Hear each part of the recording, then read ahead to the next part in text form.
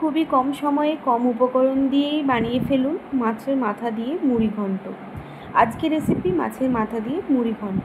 এখানে মাছের মাথা নিয়ে নিয়েছি আমি, সেটাকে ভালোভাবে নুন হলুদ দিয়ে মেখে ভেজে নিয়ে তুলে ভেঙে নিয়েছি। আর পরিমাণ মতো চাল নিয়ে নিয়েছি আমি, এখানে চাল দিয়েছি 2 কাপ। আপনারা অবশ্যই কাপে করে একটা মেজার কিছু দিয়ে মেপে চাল নেবেন, কারণ যেটা দিয়ে মাপবেন সেটা দিয়েই কিন্তু জলটাও তার দ্বিগুণ পরিমাণ নিতে হবে। গোবিন্দভোগ চাল নিয়েছি, সেটাকে জলে বারবার ধুয়ে সেটাকে ভিজিয়ে রেখে দিয়েছি।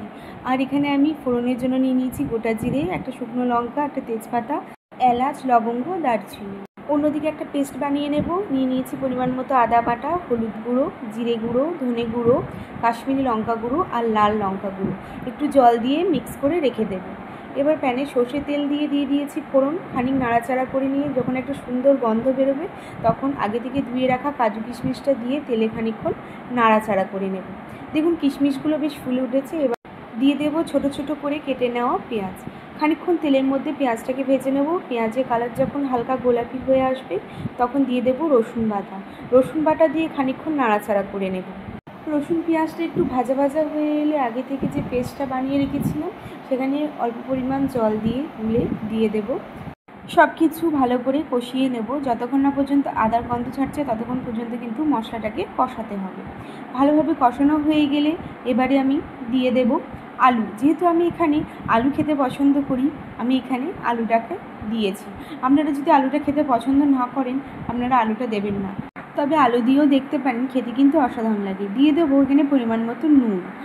আমি এখানে ভালো করে মশলাটাকে কষিয়ে নিচ্ছি। দেখুন সাইড থেকে এবার তেল ছাড়ছে। এবার আমি আগে থেকে ভিজিয়ে রাখা গোবিন্দভোগ চালটা জল ঝরিয়ে দিয়ে দিয়েছি। এবার আমি এই চালটাকে ভালোভাবে ভেজে নেব। এখানে কিন্তু পুরো জলটাকে শুকাতে হবে, খুব ভালো করেই ভেজে নিতে হবে। এবার আমি যে কাপে করে চালটা নিয়েছিলাম সেই কাপেই 4 কাপ পরিমাণ জল দিয়ে দেব। 2 কাপ চাল নিয়েছিলাম তাই আমি 4 কাপ জল দিয়েছি। যত পরিমাণ চাল দেবেন জলটা কিন্তু তার দ্বিগুণ হবে। এখানে আমি জলটা ঢেলে কাঁচা লঙ্কা দিয়ে ঢাকা দিয়ে সিদ্ধ করে নেব। এখানে কিন্তু গ্যাসের ফ্লেমটাকে লোতে রেখেছিলাম। মাঝে ঢাকা খুলে আমি 2 চামচ মতো ঘি দিয়ে দিয়েছি আর দিয়ে দিয়েছি পরিমাণ মতো চিনি, দিয়ে আবারও ঢাকা দিয়ে হতে দেব। এবার আমার চালটা প্রায় সিদ্ধ হয়ে এসেছে। এবার আমি আগে থেকে যে ভেজে রাখা মাছের মাথাটা দিয়ে একটু নাড়াচাড়া করে নামিয়ে নেব মুড়ি ঘন্টের এই দারুণ রেসিপিটি। গরম গরম পরিবেশন করুন স্যালাড আর পেঁয়াজ কুচির সাথে মুড়ি ঘন্টের এই দারুণ রেসিপি। বাড়িতে অবশ্যই এইভাবে আপনারা ট্রাই করে আমাকে জানাবেন কেমন হয়েছিল। ভিডিওটি ভালো লাগলে অবশ্যই লাইক সাবস্ক্রাইব করে দেবেন। ভালো থাকবেন, সুস্থ থাকবেন। নমস্কার।